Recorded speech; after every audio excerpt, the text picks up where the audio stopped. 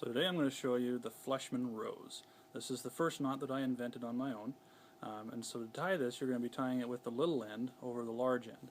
So you're going to take the large end and you're going to set the length just a little bit higher than where you want it when you finish tying the knot.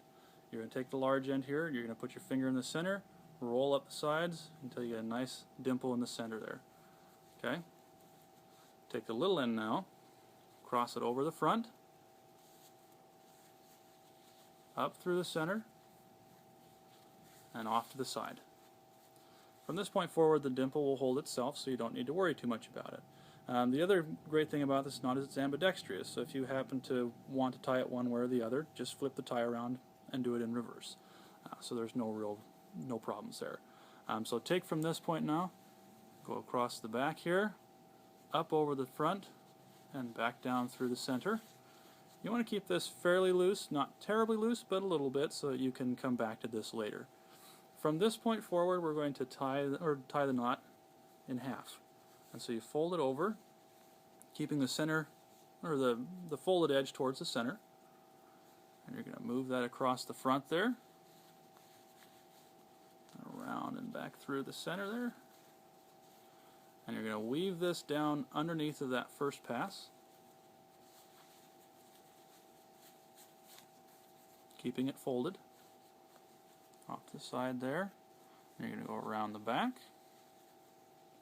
and you're going to go over the front and under the second. So over that first one there, folded edge towards the center, under the second, and pull it through. Now from here, what you do to tighten is you're going to follow that same pattern. So you're going to pull on the first one here to tighten itself up a little bit, pull on the second one now to tighten up the first, and pull on the third to tighten the second, and then on the tail end there to tighten the whole thing up. You don't want it to be terribly tight, just tight enough to hold its shape. And then from the center there, you're going to take those first two that we had talked about before, and you're going to grab those and just pull those apart just ever so slightly so you can open up the center and give a nice floral shape with 2 petals in the center and the 3 on the outer edge. So then you're going to take this, tighten it up into where you want it, and you're going to have to do a little bit of shaping there to make sure that it's holding its spot where you want it. This is a little bit more of a delicate knot, so as you're tying it, make sure that you're aware of the shape, that it will shift a little bit as you work it. So you put that little end right there underneath the collar.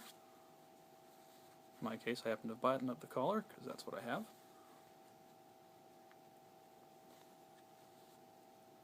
Give yourself a final shape check, and there you have the Fleshman Rose.